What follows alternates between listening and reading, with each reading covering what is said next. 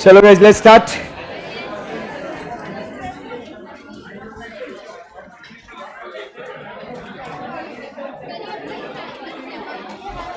कल से हम लोग 2:30 को स्टार्ट करेंगे। 2:15 की जगह 2:30 को स्टार्ट करेंगे, बिकॉज वो ऑडिट की क्लास खत्म होते होते 1:50 1:55 हो जाती है, क्वेरीज खत्म होते होते 2 बज जाती है। So then I have my lunch and then come, तो उस चक्कर में लेट हो जाता है। तो will from tomorrow start at 2:30। तो आपको भी वो हिसाब से ब्रेक आप भी आपका मैनेज कर सकते हो। नहीं तो अभी सर आएंगे, अभी ये होगा, तो आप कहीं जा भी नहीं सकते, किसी से बात भी नहीं कर सकते। तो वैसा ठीक है।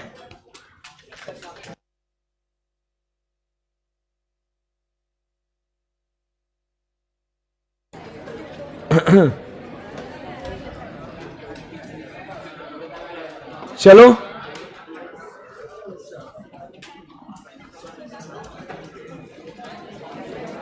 shall we start guys?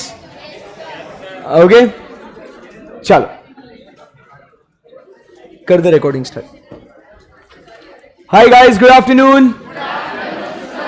तो कल हम लोग कुछ अच्छा पढ़ रहे थे, आपको याद होगा। बहुत मजा आ रहा था आप लोगों को कल? नहीं, क्या झूठ बोल रहे हो, कितना तो मजा आ रहा था। तो ये कुछ हम लोग बातें कर रहे थे, याद है ना आपको? ये कर्व कौन सा कर्व है? ये टीपी कर्व, बराबर है। उसके बाद हमने क्या देखा? This curve is MP curve, और आखिरी में ये कौन सा कर्व है? एपी कर्व, बराबर है कि नहीं? इसमें रिलेशनशिप हम लोग ने रीड कर लिया था, आपको याद होगा। वो रिलेशनशिप क्या देखा था अपन ने कि टीपी से 2 बच्चे आए, वो कौन से थे? एक एपी था और एक एमपी था। तो ये रिश्ता इनके बीच में होने के वजह से क्या हुआ था? इनके बीच में रिलेशनशिप थी। तो व्हेन एपी इज राइजिंग, हमने क्या बोला था? MP is greater than AP. When AP is maximum, हमने क्या बोला था? MP is equal to AP. And when AP is falling, हमने क्या बोला था? एमपी इज इक्वल टू ना, एमपी इज नहीं, MP is less than AP. Correct है, ऐसा ऐसा बोला था ना अपन ने? Yes, okay. वो तो स्टेज की बात हो गई थी उधर। ठीक है, तो ये फर्स्ट, सेकंड और थर्ड ऐसा अपन ने ये पढ़ लिया था। फिर उसमें ये लॉ ऑफ, ये लॉ कौन सा? ये इस लॉ को क्या नाम दे? लॉ ऑफ वेरिएबल प्रोपोर्शंस, और नाम है उसका लॉ ऑफ डिमिनिशिंग रिटर्न्स, और नाम है उसका लॉ ऑफ वेरिएबल इनपुट। ऐसा बोला था ना अपने? चलो, रिटर्न्स टू वेरिएबल इनपुट। हाँ भाई, ओके। अभी इधर कितने स्टेजेस है अपने? स्टेज 3 स्टेजेस कौन से? स्टेज 1, स्टेज 3, जो आपको घर पे पढ़ने के लिए बोला था, जो आपने पढ़ा नहीं। पूरा भरोसा है मुझे आप पे, और ये भी भरोसा है कि आप मेरा भरोसा तोड़ोगे नहीं। है ना? I have full faith in you guys, and you have always, you know, मेरे भरोसे को आपने कभी तोड़ा नहीं है ना? इसीलिए तो आपसे इतना प्यार करता हूं। चलो आइए, चलो बात करते हैं। क्या राघव, कहाँ था तू इतने दिन? रोज आ रहा है क्या तू? कल नहीं आया था? चल झूठा है। परसों फिर दिख नहीं रहा तू। अच्छा, यहाँ वहाँ खेलते रह रहे थे। कहाँ कुछ हो रहा क्या? नहीं हो रहा? नहीं हो रहा कहीं भी।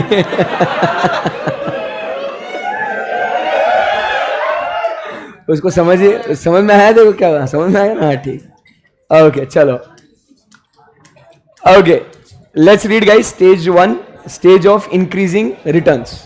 किसकी बात करेंगे दोस्तों? Stage of increasing returns.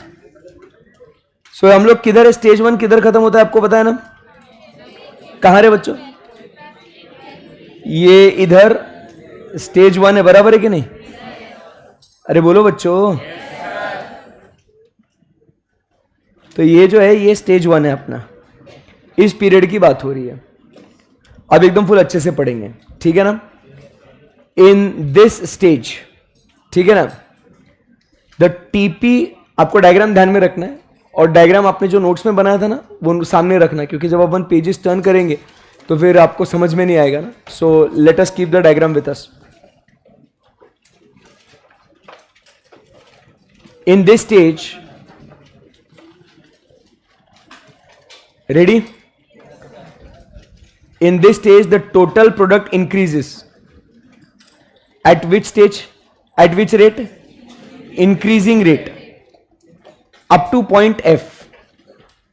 अपने पास भी है point F, है क्या अपने पास point F?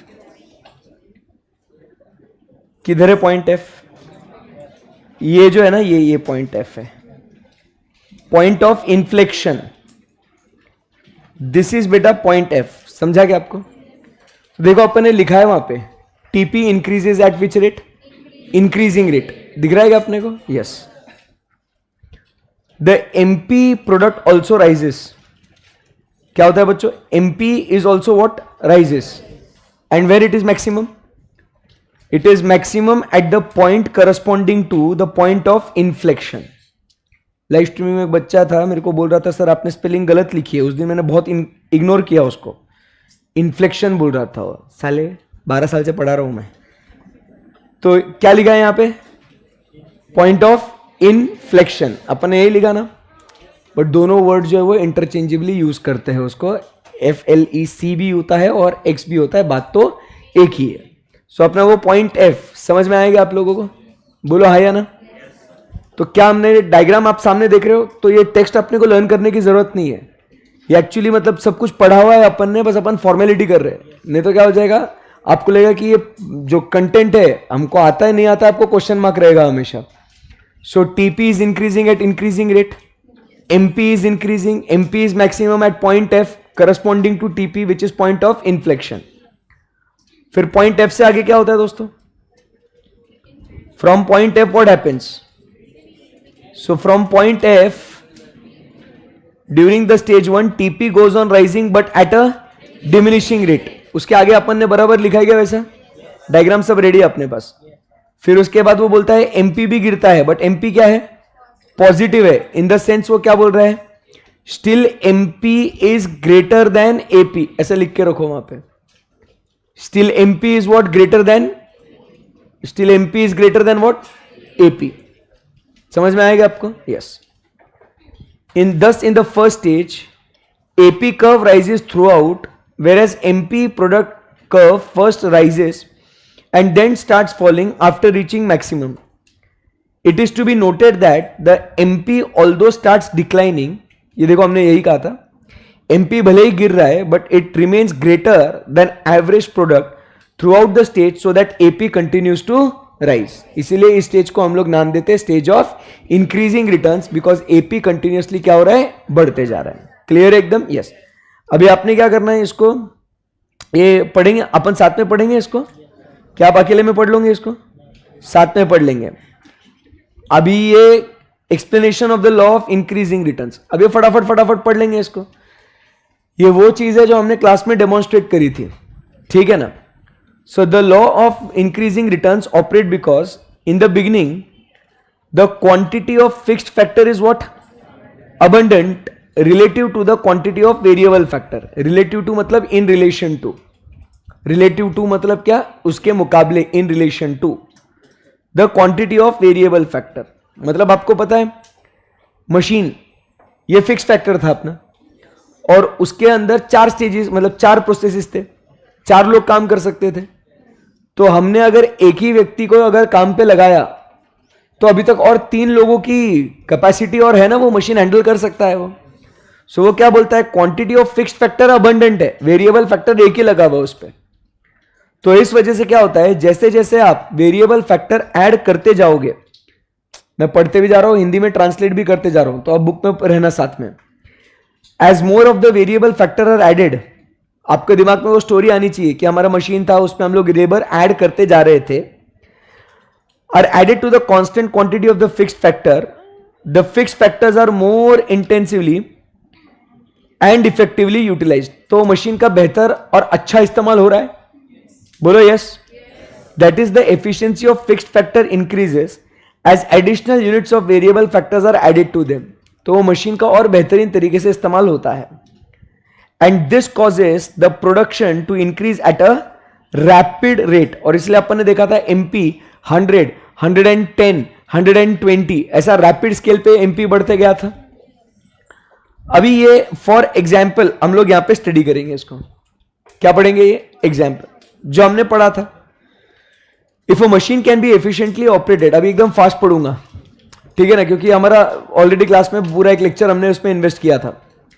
If a machine can be efficiently operated when 4 persons are working on it, and if in the beginning we are operating it only with the 3 persons, the production is bound to increase if the 4th person is also put to work on the machine, since the machine will be effectively utilized to optimum. Yes or no? तो जब 4 लोग आ जाएंगे तो 4 लोगों ने क्या किया? Optimum utilisation किया कि नहीं? Yes sir. This happens because in the beginning some amount of the fixed factor remained unutilized. Fixed factor machine unutilized थी, and therefore जैसे जैसे वेरिएबल फैक्टर हम लोग बढ़ाते गए मशीन का फुलर यूटिलाइजेशन होते गया. बराबर है कि नहीं? और इस वजह से अपने को क्या मिला? Increasing returns. Are we good? Live translation कर रहा हूं मैं, है ना. आगे अ क्वेश्चन अराइजेस, ऐसा एक सवाल आ रहा है, as to why the fixed factor is not initially taken into quantity which suits the available quantity of the variable factor. उतना ही फिक्स्ड फैक्टर क्यों नहीं लिया जितना वेरिएबल फैक्टर चाहिए? मतलब जैसे मशीन के ऊपर 4 लोग लगते थे ना, और अपने पास कितने लोग हैं? एक ही था ना स्टार्टिंग में, तो एक ही लोग ऐसा काम कर सकते, उतनी ही मशीन क्यों नहीं ली? उसका ये कहना है. क्या बोला? अपने पास एक व्यक्ति है ना, तो एक ही व्यक्ति का काम होगा, वैसे वो मशीन के टुकड़े करके एक ही मशीन क्यों नहीं यूज करी आपने? तो हमने क्या बोला? ऐसे मशीन के टुकड़े नहीं हो सकते. Indivisibility of the factor of production ऐसा बोला था. अगर मशीन में स्टार्ट करेंगे फर्स्ट प्रोसेस तो सेकंड, थर्ड, फोर्थ उस पर पूरा काम होना चाहिए. ऐसा मशीन के टुकड़े टुकड़े नहीं हो सकते. तो वो क्या कहता है? वो कहता है द आंसर इज दैट. क्या बोल रहे? The answer is that generally those factors which are indivisible are taken as what? Fixed. वो क्या है? इनडिविजिबल है, उसको डिवाइड नहीं कर सकते, उसके टुकड़े नहीं हो सकते हैं. समझ में आया आप लोगों को? सो इनडिविजिबिलिटी ऑफ द फैक्टर, इसका मतलब क्या है? तो उसका मीनिंग समझेंगे. इंडिविजिबिलिटी का मतलब यह होता है कि टेक्नोलॉजिकल रिक्वायरमेंट के वजह से a minimum amount of that factor must be employed whatever be the level of output. समझ में आएगा आपको? उस मशीन के ऊपर एक व्यक्ति तो कम से कम चाहिए, और वो मशीन में 4 स्टेजेस है, तो वो 4 स्टेजेस रहेंगे because of the technological factor. वो टेक्नोलॉजी है भाई. समझ में आएगा आपको? 1 2 3 4 प्रोसेस वैसा ही चलेगा, और उसको वो स्टार्ट का बटन दबाने के लिए कम से कम एक व्यक्ति तो चाहिए. समझ में आया? तुम सेकंड, थर्ड, फोर्थ लाओ, अच्छी बात है, बट कम से कम एक होना चाहिए, और वो मशीन के टुकड़े नहीं कर सकते. मशीन को फर्स्ट प्रोसेस किया तो वो ऑटोमेटिकली सेकंड, थर्ड और फोर्थ करेगी. समझ में आया आपको? Yes sir. Thus, as more of the units of variable factor are employed to work with an indivisible fixed factor, मतलब जैसे उस मशीन के ऊपर और लोग हम लोग लगाते जाएंगे, शुरुआत में आउटपुट बहुत तेजी से बढ़ेगा देन लैटर. अब दूसरा रीजन क्या है? Why we get increasing returns at initial stage is that as more of the units of variable factor are employed, the efficiency of the variable factor also what? Increases. समझा क्या आपको? इन्होंने 2 reason दिए, आपको एक भी ध्यान में नहीं है. इन्होंने 2 रीजन दिए, आपको एक भी ध्यान में नहीं है. एक रीजन क्या है? चुप बैठो तुम लोग, कुछ आता नहीं तुम लोगों को. Better utilisation of fixed factor, ये फर्स्ट रीजन दिया था. भूल भी गए तुम लोग, गजनी से बदतर हो तुम लोग.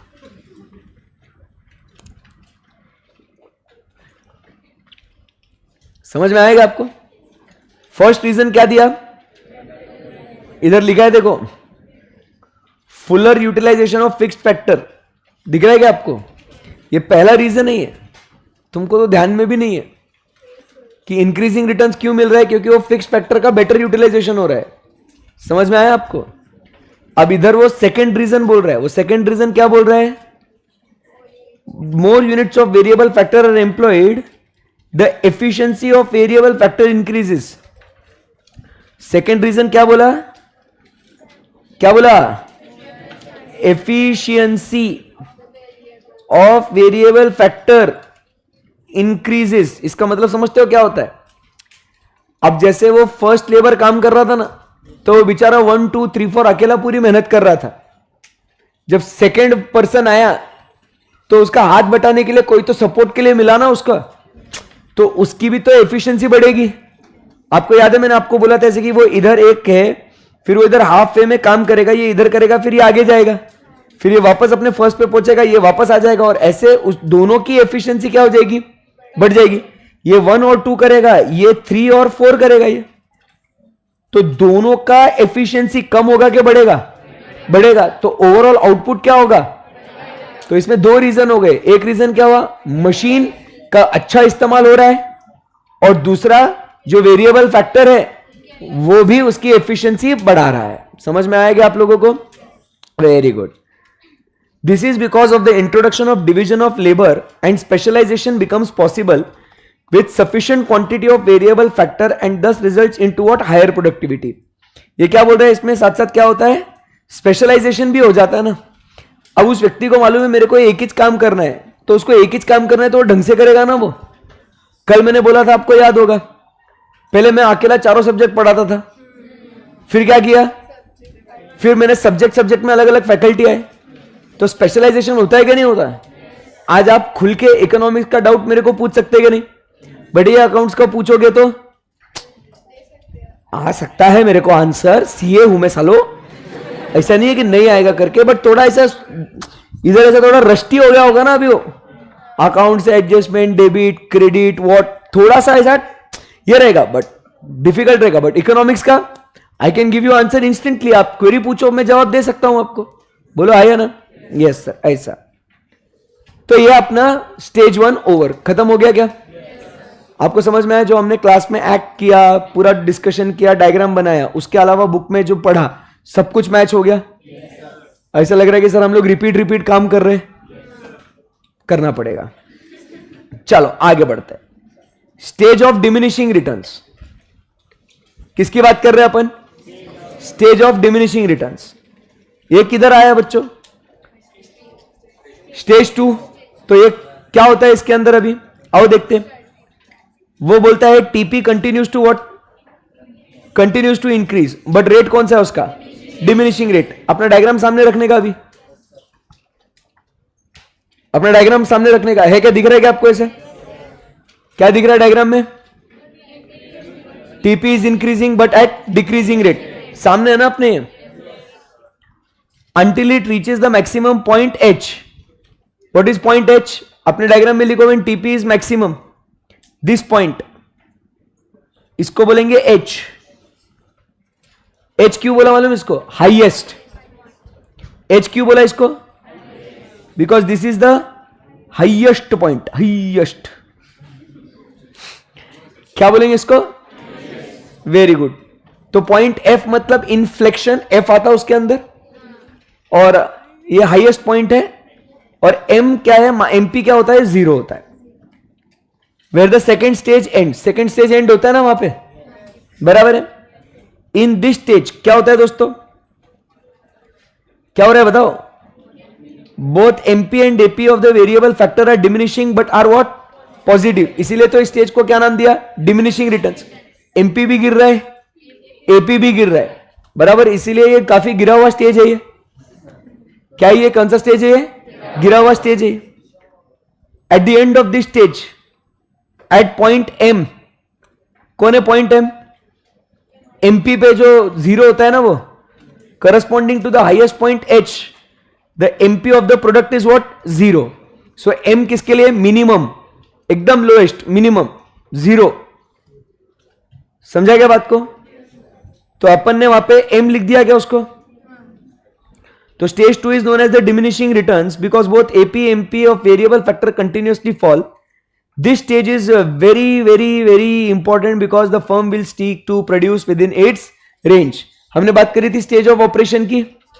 स्टेज 1 में रुकेंगे नहीं, स्टेज 3 में जाएंगे नहीं। समझा क्या? तो जो भी प्रोडक्शन होगा वो स्टेज 2 में होगा। तो हमने बात करी थी स्टेज ऑफ ऑपरेशन। सब डिस्कशन हो चुका है अपना। एमसीक्यू कैसा भी आने दो, कॉन्सेप्चुअल क्लैरिटी है, अपने को कोई टेंशन नहीं है। ये टेक्स्ट इसीलिए पढ़ना है बस कि बाबा एक हाथ कभी कुछ ऐसा अलग हटके कुछ पॉइंट मिल जाता है तो अपने को पता होना चाहिए। Good, yes. अब फिर से इधर क्या आ रहा है अपने, explanation of the law of diminishing returns. जैसे अपन ने वो बात करी थी ना, उसमें 4 लोग थे, अभी इधर क्या होगा, 4 के आगे की कहानी होगी, बराबर है कि नहीं। अभी सवाल ऐसे आता है कि हमें डिमिनिशिंग रिटर्न्स क्यों मिलते हैं, because after certain amount of variable factor has been added to the fixed quantity. So as explained above, increasing returns occur because, क्यों होता है, ऊपर 2 पॉइंट हमने पढ़े थे ना, क्यों होता है, क्योंकि फिक्स्ड फैक्टर का अच्छा यूटिलाइजेशन हो रहा है और जो लोग काम कर रहे हैं उनकी एफिशिएंसी बढ़ रही है, इसीलिए हमें इंक्रीजिंग रिटर्न्स मिलते हैं, है ना। फिर अब क्या हुआ कि once the output is reached, एक बार आप मैक्सिमम पे मतलब एक बेटर यूटिलाइजेशन हो गया, the amount of variable factor is sufficient to ensure utilisation. वो बोलता है any further increase in the variable will cause it to decline because fixed factor then becomes inadequate related to the quantity of variable factor. वो क्या हो गया, fixed factor क्या हो गया आपको, अभी वो इनएडिक्वेट है। बोलो याद है ना, अपना चिंटू आया था ना, मिस्टर अर्जुन, क्या चिंटू आया था ना तू, तो अर्जुन आया था, अर्जुन को जगह थी क्या, आपको याद है ना वो कैसे लटक रहा था, फिर एक वो ऊपर आया, हाई गर्मी का डांस कर रहा था, वो किधर है वो, हाँ। तो आपको समझ में आ रहा है कि उनको जगह ही नहीं थी। तो अभी सिचुएशन जो है उल्टा हो गया। वो क्या हो गया अभी सिचुएशन उल्टा, पहले वाले सिचुएशन में फिक्स्ड फैक्टर ज्यादा था, वेरिएबल फैक्टर कम था। अब क्या हो गया, वेरिएबल फैक्टर ज्यादा है और फिक्स्ड फैक्टर कम है, तो इसीलिए क्या हो जाएगा, वो वेरिएबल फैक्टर का उतना आउटपुट वो दे नहीं पाएगा।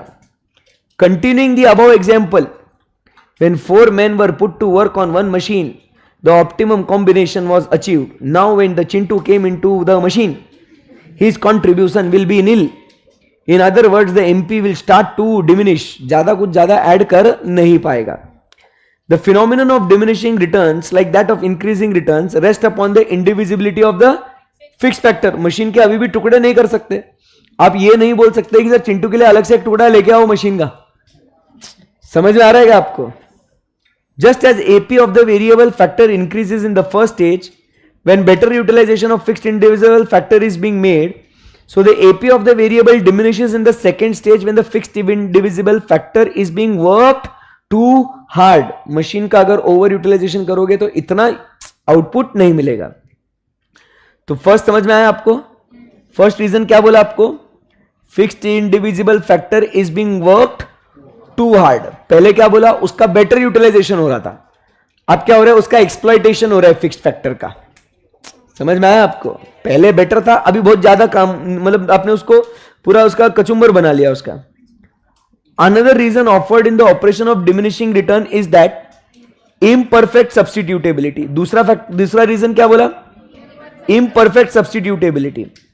अब जैसे वो फर्स्ट सेकेंड थर्ड लोग काम कर रहे थे, फोर्थ काम कर रहा था, उसी कैपेसिटी से चिंटू थोड़ी काम कर सकता है। हर इंसान जो है उसकी क्षमता, उसकी कैपेबिलिटी, उसका कैपेसिटी अलग अलग होता है ना। No workers can work what in the same manner. अरे बोलो भैया, जो मेरी एफिशिएंसी रहेगी एग्जैक्टली सेम आनंद सर की नहीं रहेगी, या आनंद सर की जो एफिशिएंसी उतनी मेरी एफिशिएंसी नहीं रहेगी। अरे बोलो हाँ या ना? तो लोगों का काम करने का जो आउटपुट देने का जो कैपेसिटी है, it will be what different. इसीलिए आउटपुट आपका बाद में कम कम भी हो सकता है। Had the perfect substitute of the scarce fixed factor been available, then the paucity मतलब scarcity, the lack of the scarce fixed factor during the second stage would have been made up by increasing the supply of the perfect substitute, with the result that output could be expanded without diminishing returns. अब समझो, अगर जो capacity जो fourth person की थी, अगर उसी capacity को अगर ये अर्जुन मैच कर लेता है तो कभी भी डिमिनिशिंग रिटर्न्स नहीं मिलते। मतलब वो फोर्थ पर्सन गया, उसके जगह पे अर्जुन को चिपका दिया, अर्जुन काम कर रहा है एकदम सेम कैपेसिटी पे, तो क्या हो जाएगा? कभी अपने को डिमिनिशिंग रिटर्न्स मिलेंगे ही नहीं। बट दोनों का जो है परफेक्ट सब्स्टिट्यूट्स है क्या एक दूसरे के? नहीं। इसीलिए समझ में आया आपको? तो रीजंस क्लियर है एकदम। फिर अभी अपन कहां चलेंगे दोस्तों?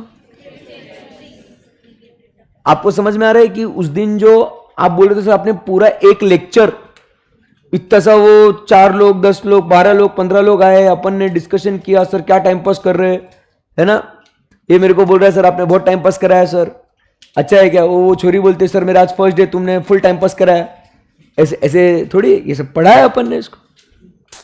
कितने सारे पेजेस हो गए ना पढ़ के, समझ में आ रहा है क्या आपको? ऐसा है फिर वो, है ना। एज द अमाउंट ऑफ, अभी नेगेटिव रिटर्न्स में याद है कि पूरी जनता इकट्ठा हो गई थी यहाँ पे, बराबर है। तो उसमें क्या हो गया, अपन मजे कर रहे थे, अपन एक्सपेरिमेंट कर रहे थे उसको।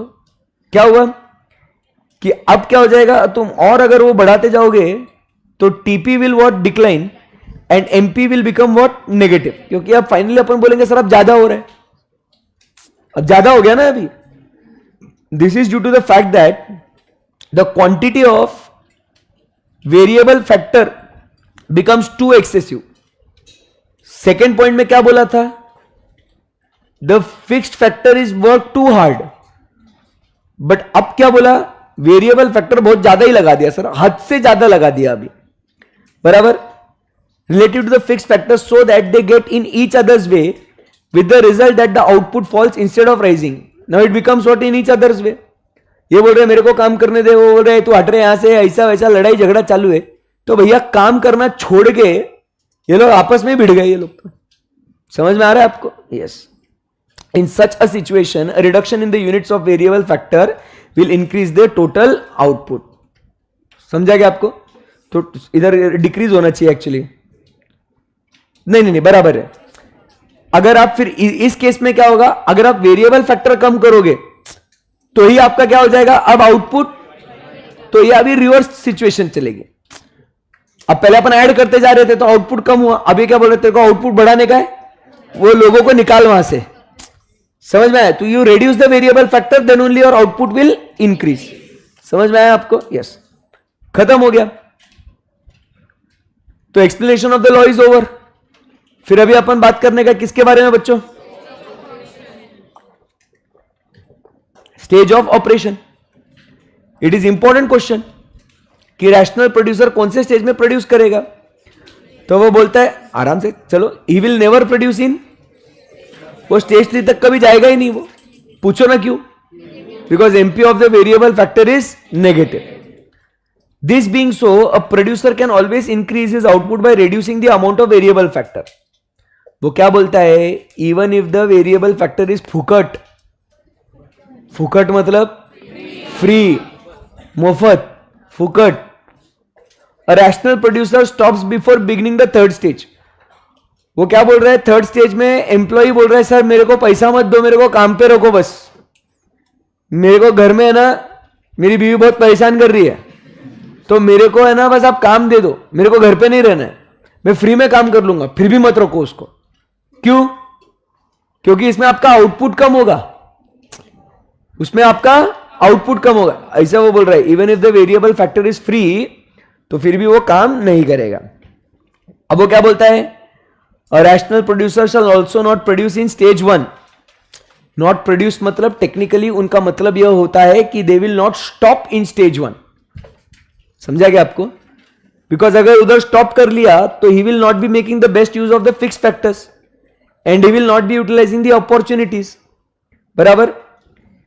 Even if the fixed factor is free of cost, in this stage a rational entrepreneur will be continuing adding more variable factor. वो फिक्स फैक्टर नहीं, वो क्या ऐड करते जाएगा, वेरिएबल फैक्टर ऐड करते जाएगा वो। तो इन तमाम बातों को मद्देनजर रखते हुए it is clear that rational producer will never produce in stage 1 and 3, therefore these stages are called as economic absurdity or economic nonsense. A rational producer will always produce in stage 2. या समझ में आएगा आप लोगों को? बोलो बच्चों। Yes sir. Where both MP and AP are diminishing at which particular point. अब एक बच्चा ने पूछा था सवाल कि सर स्टेज 2 में कहां रुकेंगे, ये हमें अभी नहीं पता। वो बोलता है इट डिपेंड्स अपॉन, स्टेज 2 में कहां रुकना है, point in this stage the producer will decide depend upon the prices of the factors. वो आपके खर्चे के ऊपर डिपेंड करेंगे कि स्टेज 2 में एग्जैक्टली आपको कहां रुकना है। समझ में आया आपको? स्टेज 2 में कहां रुकना है आपको? जहां खर्चे जो होंगे कम, वहां पे अपन रुकेंगे। तो optimum level of employment of the variable factor will be determined by applying the principle of marginalism in such a way that MR marginal revenue product of labour is equal to marginal wages. ये हम लोग आगे जब revenue MR और marginal cost इसके concept हम लोग पढ़ेंगे तो और क्लियर होगा कि एक्स्ट्रा रेवेन्यू जो आपको एक्स्ट्रा पैसा मिल रहा है, अगर वो आपके एक्स्ट्रा खर्चे से मैच हो जाता है तो हम लोग काम करेंगे। कभी भी सोचो, अगर मुझे कुछ काम करना है, उसके लिए मेरे को एक्स्ट्रा खर्चा लग रहा है, तो मैं क्या देखूंगा, अगर ये मैं एक्स्ट्रा खर्चा करूं तो उससे मुझे अगर एक्स्ट्रा रेवेन्यू आ रहा है तो मैं वो करूंगा, नहीं तो रहने दो। समझा क्या बात को? तो वैसा बोल रहा है वो।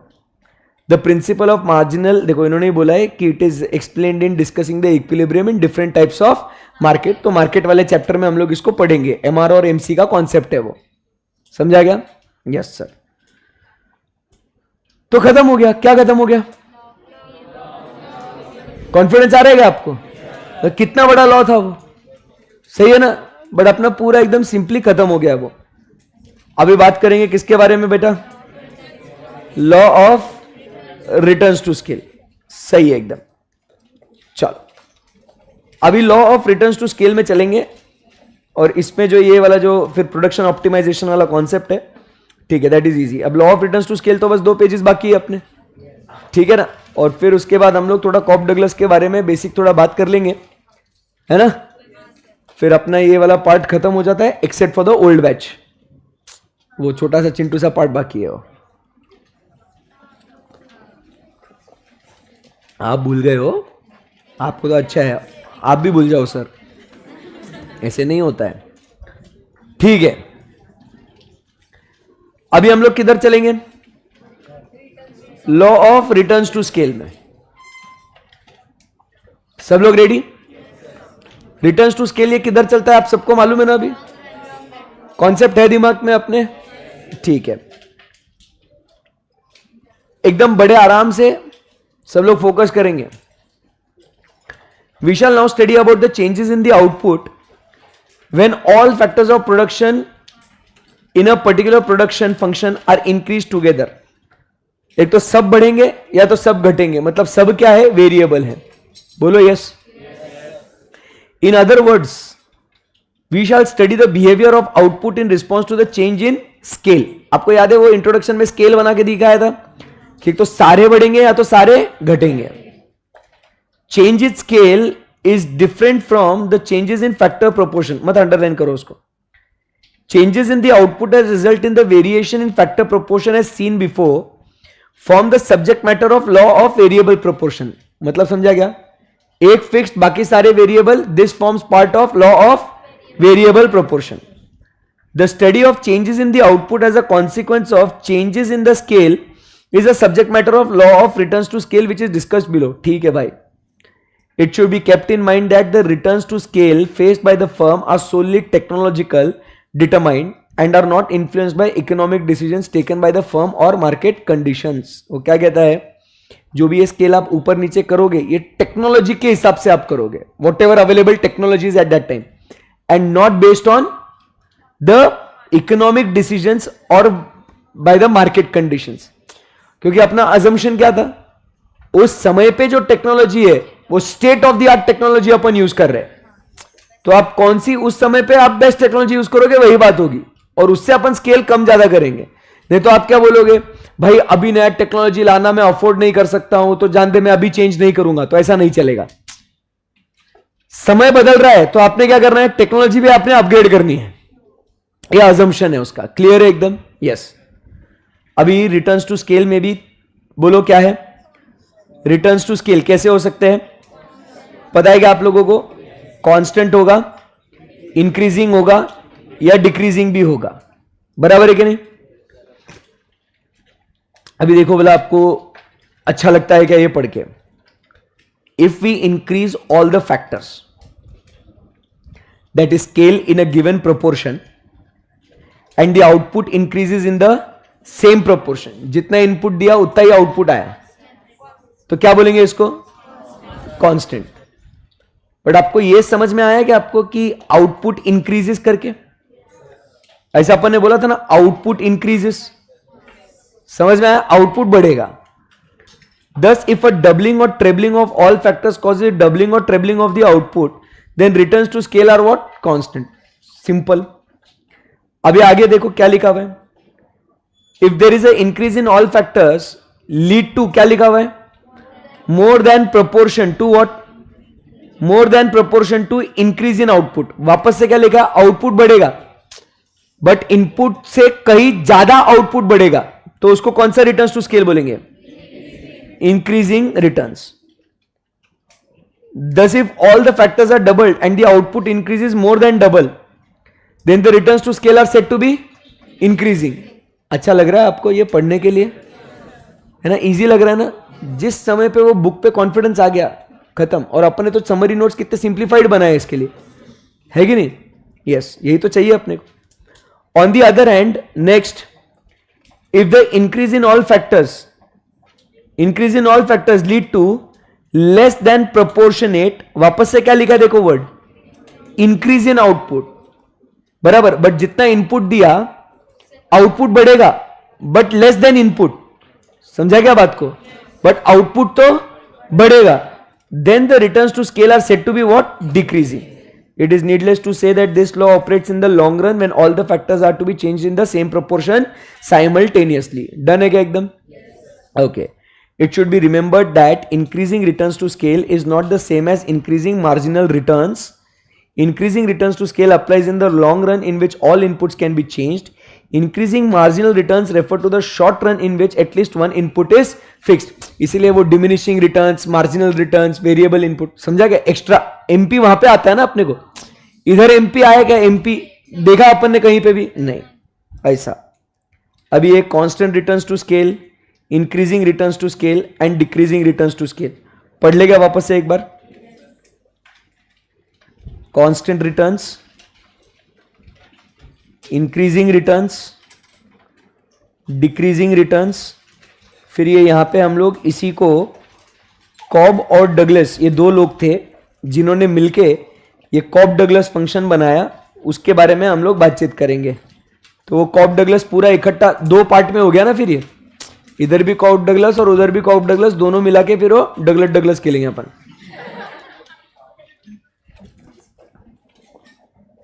सही है?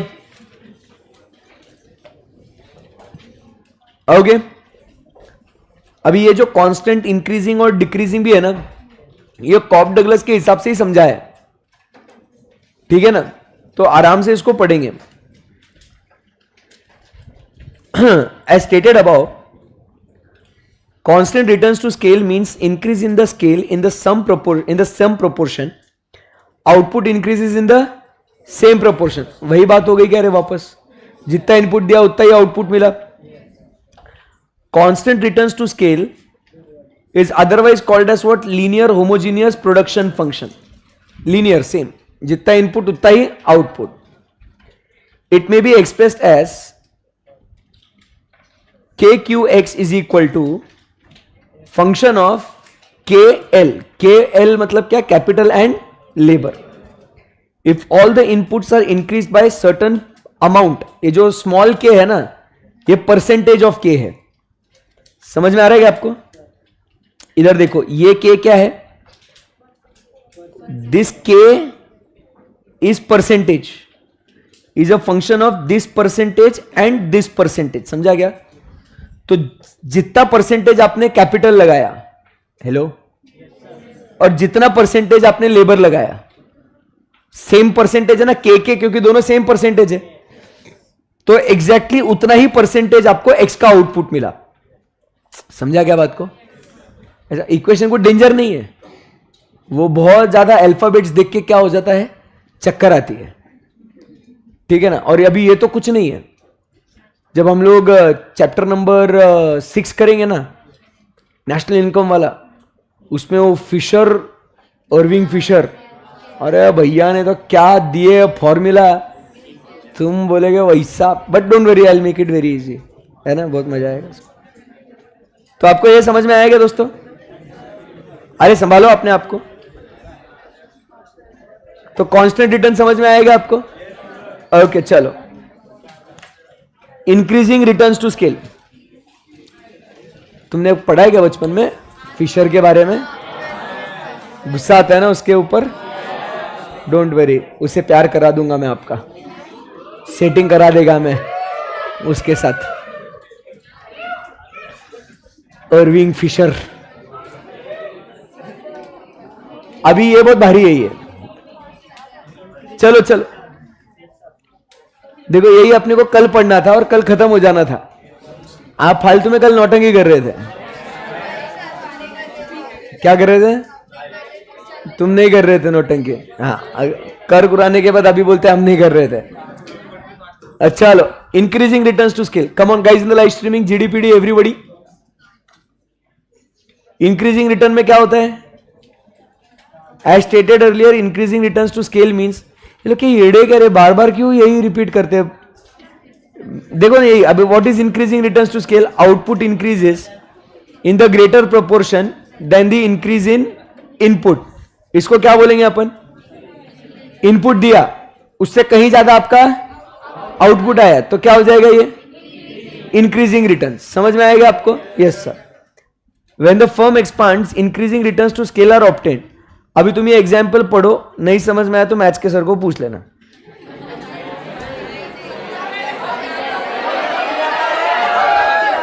क्यों नहीं पूछ सकते? क्यों? ऐसे ऐसे नहीं।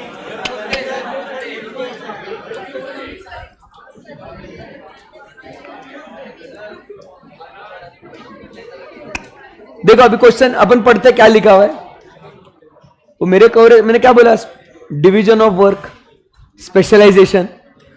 ये अपना स्पेशलाइजेशन नहीं है। अब देखो, अभी आप देखो, बोला a wooden box of 3 foot cube contains 9 times greater wood than wooden box of 1 foot cube.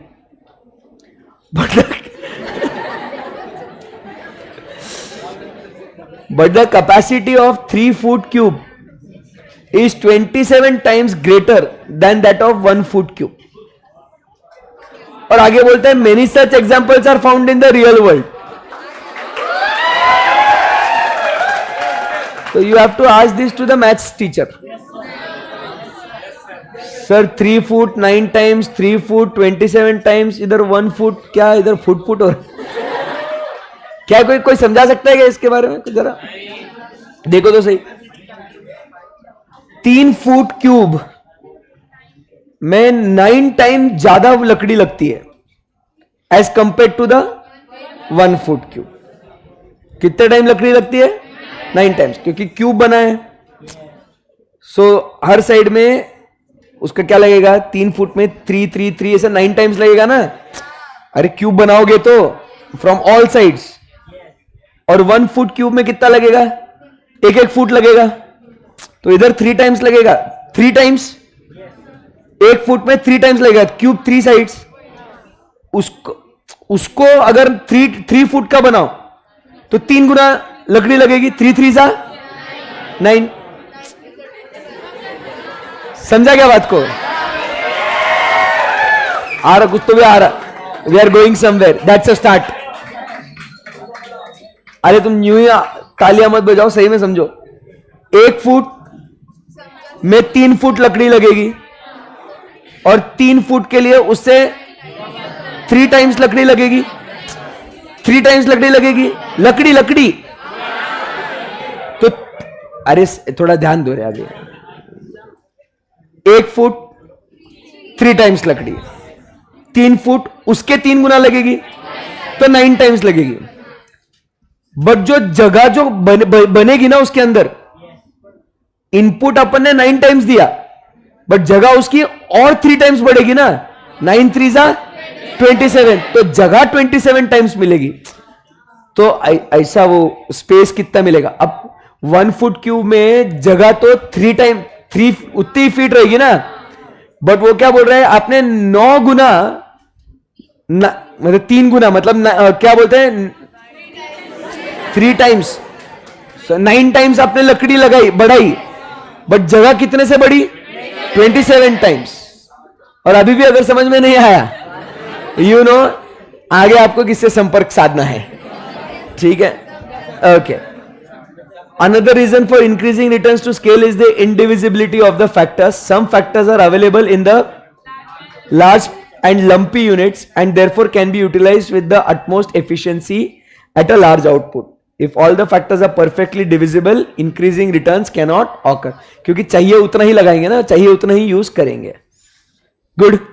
And decreasing returns में क्या कहते हैं? When the output increases in smaller proportion relative to the increase in all the outputs, decreasing returns are said to prevail. समझ में आएगा आपको? Input दिया, output मिला, but in less than proportion to input, it is called as what? Decreasing returns. When the firms go on expanding by increasing all inputs, decreasing returns to scale set in. Decreasing returns to scale eventually occur because increasing, दिख रहा है कि आपको? तो क्या लिखा है? ये डिक्रीजिंग क्यों आता है रिटर्न्स? क्योंकि difficulties of management, coordination and control. वो आपको याद है मैंने लिखा था economies and diseconomies of scale, ऐसा कुछ बात करी थी अपन ने. Yes sir. So when the firm has expanded to a very large size, it is difficult to manage it with the same efficiency as earlier. बोलो हाय है ना? तो इसीलिए फिर वो eventually problems start coming into picture. तो हमने वो डिसइकोनॉमीज के एग्जांपल लिखे थे ना, प्रॉब्लम ऑफ कोऑर्डिनेशन, बैंक का फाइनेंस, कमर्शियल इकोनॉमीज, ऐसा वो डिसइकोनॉमीज में भी बन जाती है. क्लियर है एकदम? सो इसी के साथ टेक्निकली आपको समझ में आ रहा है शॉर्ट रन और लॉन्ग रन ये हमारा खत्म हो चुका है और प्रोडक्शन फंक्शन खत्म हो चुका है. अभी अपन चलते हैं दोस्तों किधर? कॉब डगलस के बारे में बातचीत करते हैं. काफी अच्छा फंक्शन इन्होंने बनाया है और इसके बारे में आपको बस समझाता हूं कि ये क्या कहना चाहते हैं. अब बेसिक ध्यान देना, फंक्शन का जो ध्यान दो सब लोग.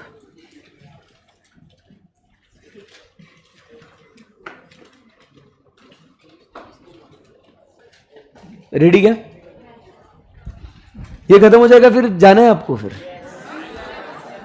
हाँ, फिर नया टॉपिक चालू करेंगे ना फिर अपन. टाइम पास करना है और ये खत्म नहीं हुआ जल्दी तो फिर बहुत देर तक रुकाऊंगा. तो संभालो अपने आप को. चलो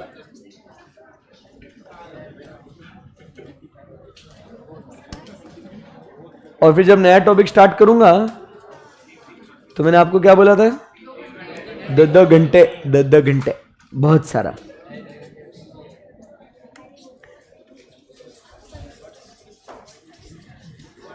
हो गया? चलो, कॉब डगलस प्रोडक्शन फंक्शन. अब एकदम पिन ड्रॉप साइलेंस, नहीं समझ में आया तो प्रॉब्लम हो जाएगी. संभालो अपने आप को. लाइव स्ट्रीम वाले देखो कैसे एकदम मस्त शांति से सुन रहे हैं, वैसे आप भी अच्छे से. ऐसा नहीं है, ज्यादा से ज्यादा जो रिजल्ट आता है वो लाइव स्ट्रीम वाले ही देते हैं. तुम लोग क्या करते हैं? बहुत टाइम पास करते हैं, लाड में आते तुम, दोस्ती यारी के चक्कर में, है ना? अगर ऐसा मेरी बातों का अगर ऐसा बुरा लग रहा है, खून खोल रहा है आपका, तो पढ़ के बताओ अच्छे से. चलो. So famous statistical production function. Famous statistical production function is Cobb-Douglas.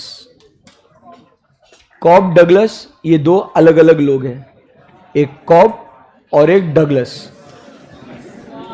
एक है ए बस अभी छुपा, अभी फटके लगूंगा मैं. अब एकदम अभी सीरियसली हो, एकदम मैं बहुत सीरियस हूं अभी. पॉल एच डगलस और C.W. कॉब दोनों कहां के? यूएसए के. Studied the production function of the American manufacturing industries, और दोनों ने कॉब डगलस ये फंक्शन बनाया. Its original form, this production function applies not to an individual firm but to the whole of the manufacturing in the United States. वो किसी एक individual के लिए नहीं बोल रहे थे, वो पूरे कंट्री के लिए बोल रहे थे वो.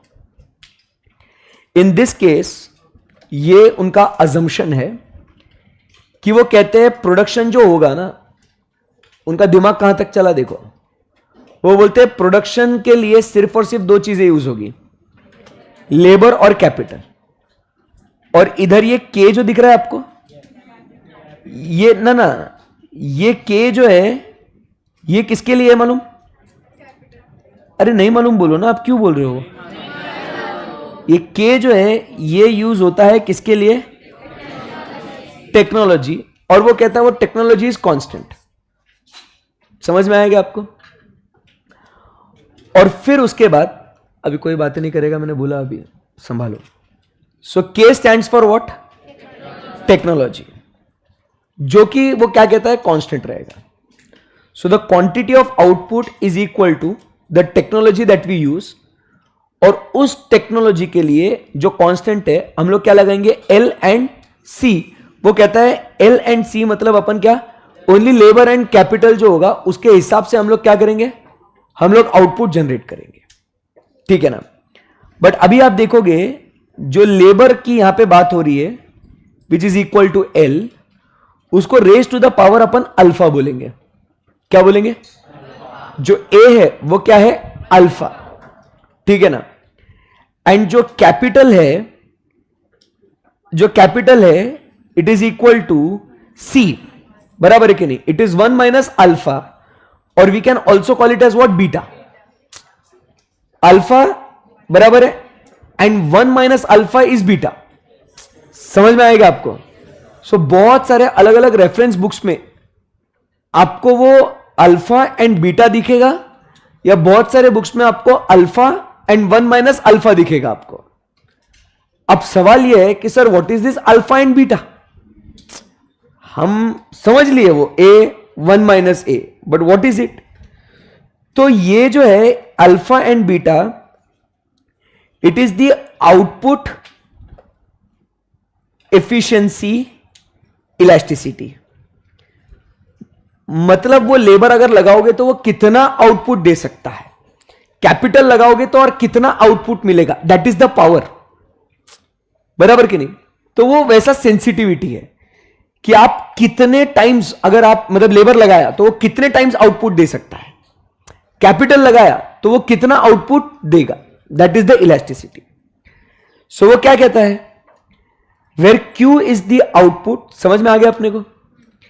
L is the quantity of labour, ये समझ में आ गया अपने को? And C is the quantity of capital.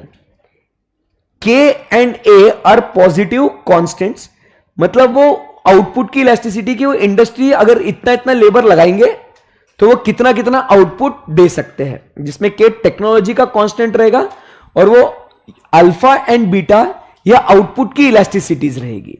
यहां तक समझ में आया? Yes sir. अभी ध्यान से सुनना।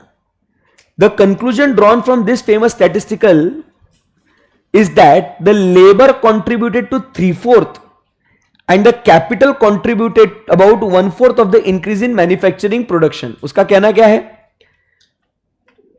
आप कैपिटल लगाओगे तो कैपिटल 1/4 काम करेगा और लेबर जो है वो काम करेगा कितना? 3/4। तो मेजर पार्ट कौन ऑक्यूपाई करता है? और कैपिटल ओनली 1/4। समझ में आएगा आपको? Yes. Although Cobb Douglas production function suffers from many shortcomings, it is extensively use in economics as an approximation. अब वो कैसा है अप्रोक्सीमेशन? अब आगे बढ़ते हैं।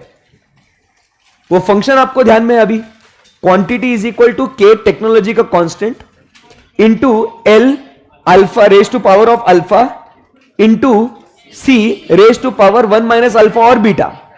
ठीक है ना? अभी इधर आप आओ और आपको यही दिख रहा है यहां पे कि Cobb Douglas production function is also use to explain what? Cobb Douglas production function is also used to explain what? Increasing returns, constant returns and decreasing returns। अभी जैसे उसका क्या कहना है? If alpha and beta, alpha A और B, ये क्या है? अल्फा एंड बीटा है, वो लेबर और कैपिटल के पावर्स है वो। If alpha plus beta is equal to 1, 3/4 plus 1/4 is equal to 1। तो अगर वो कहता है कि 3/4 और 1/4 मतलब कैपिटल का पावर और लेबर का पावर मिला के उनकी elasticities if it is equal to 1,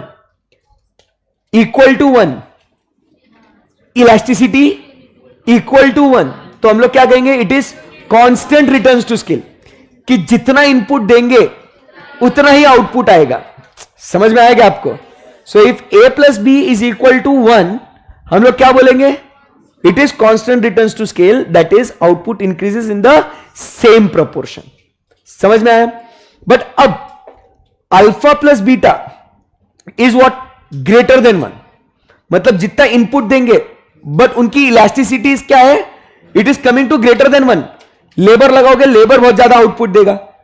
थोड़ा सा लेबर लगाया एल बराबर, but the power alpha is greater. Elastic है, ज्यादा काम करेगा। इलास्टिक मतलब क्या? ज्यादा काम करेगा। और बीटा, अभी जिनको इलास्टिसिटी नहीं मालूम, जो 1 जून से ज्वाइन हुए, इलास्टिसिटी नहीं मालूम ना? नहीं मालूम ना? ऐसा मुंह नहीं बिगाड़ने का। फिर ये इलास्टिसिटी जो होता है, ये सेंसिटिविटी रिस्पॉन्सिवनेस होता है कि अगर एक फैक्टर चेंज हुआ तो दूसरे फैक्टर पे क्या उसका इंपैक्ट होएगा। डोंट वरी, सुनो ना मेरी बात को, ये सब आपका इलास्टिसिटी वगैरह ये अपना रोटेशन में वापस से सब खत्म हो जाएगा ना, उसके बाद पढ़ाऊंगा मैं, और उस टाइम पे वापस से एक बार कॉप डगलस हम लोग रिविजिट करेंगे, प्रॉमिस। आप लोग वो नोट करके रखना कि सर वो एक बार बता देना। गुड, ठीक है ना? Yes. So alpha plus beta greater than 1 हुआ तो तुमने थोड़ा सा, अब ग्रेटर देन 1 मतलब इलास्टिसिटी ज्यादा या कम? सेंसिटिविटी ज्यादा या कम? रिस्पॉन्सिवनेस ज्यादा या कम? तो आपने थोड़ा सा लेबर और कैपिटल क्या लगाया, आपको आउटपुट उससे ज्यादा मिलेगा, तो इसको क्या बोलेंगे अपन? समझ में आ गया आपको? So this is called as what? Increasing returns to scale. समझ में आ गया आपको? एंड लास्ट में क्या बोल रहे हैं अपन? Alpha plus beta is less than 1, it is inelastic, respond नहीं कर रहे होता। कितना ही लेबर लगा लो, कितना ही कैपिटल लगा लो, भैया आउटपुट दे ही नहीं रहे। सेंसिटिविटी, इलास्टिसिटी कम है ना उनकी, तो इसको क्या बोलेंगे अपन? Decreasing returns to scale. तो ऐसा आपको कॉप डगलस के माध्यम से भी आ सकता है। समझ में आएगा आप लोगों को? Yes sir, done. क्लियर है एकदम? बोलो बच्चों। तो कॉप डगलस भी हो गया, और ये उसका समझा गया, 2 पार्ट, उसको 2 हिस्से में दिया था ना, तो फंक्शन ऐसा है वो। क्लियर है एकदम? ओके। अब ये जो प्रोडक्शन ऑप्टिमाइजेशन, इधर आप लिख के रखेंगे सिमिलर टू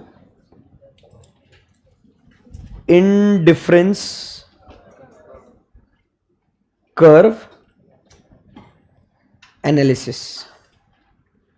ठीक है, similar to indifference curve analysis. आपको इंडिफरेंस कर्व हमने पढ़ा था ना यूटिलिटी वाले चैप्टर में, वापस से 1 जून वाले, आप लोग रिलैक्स, कोई टेंशन नहीं। अभी ध्यान से सुनना।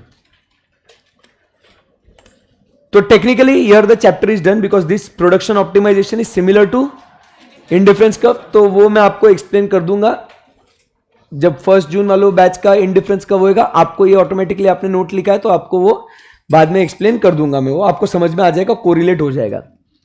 तो अभी हमारा ये थ्योरी ऑफ प्रोडक्शन चैप्टर खत्म हो चुका है for the old batch. New batch वालों के लिए प्रोडक्शन फंक्शन खत्म हो चुका है अपना। Factors of production new batch वालों को पढ़ाना बाकी है, जो हम लोग बाद में इसको कवर करेंगे। समझ में आया आपको? ओल्ड बैच वालों के लिए इंस्ट्रक्शंस क्या होंगे कि किसी एक मंडे को, मतलब the coming Monday may be और ट्यूसडे, आपको जो वो बचा हुआ जो पार्ट है ना अपना, वो प्रॉब्लम्स और वो, तो वो पढ़ाऊंगा, और ये प्रोडक्शन ऑप्टिमाइजेशन क्या है वो भी एक्सप्लेन करूंगा। समझ में आया? जो भी जीडीपीडी में जो ये लेक्चर देख रहे हैं, लाइव स्ट्रीमिंग में बैकअप में देख रहे हैं, तो वो टॉपिक रहेगा पेंडिंग, बट आप लेक्चर को कंटिन्यू करते जाना।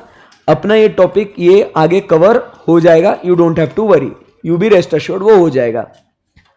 जिस दिन मैं ये प्रोडक्शन ऑप्टिमाइजेशन समझाऊंगा और वो प्रॉब्लम्स या गोल्स के बारे में बात करूंगा, तो जो न्यू बैच है ना 1 जून से आए हुए, वो उनको एक दिन के लिए फिर मैं इकोनॉमिक्स के क्लास के लिए छुट्टी दे दूंगा मैं, क्योंकि वो एक दिन में मेरा टॉपिक कवर हो जाएगा। तो 1 डे आप लोग घर पे बोल सकते हो कि लेक्चर है, बट आप घूमने जा सकते हो। ठीक है, जो गुरुकुल के हैं वो लोग यहाँ वहाँ भटक के वापस आ सकते हैं, बाद में आप बस के साथ वापस चले जा सकते हैं। ठीक है, मैं बट वो एक दिन पहले आपको वैसा इन्फॉर्म करूंगा। तो ऐसा अपना ये टॉपिक आज खत्म हो जाता है। अब हम मिलेंगे कल। रुको, मेरे इंस्ट्रक्शंस पूरे खत्म नहीं हुए। अब हम कल मिलेंगे और कल नया टॉपिक स्टार्ट करेंगे जो होगा कौन सा, थ्योरी ऑफ कॉस्ट। और कल से हम लोग 2-2 घंटे पढ़ेंगे, 2:30 to 4:30। Okay okay, thank you very much guys, bye bye, take care.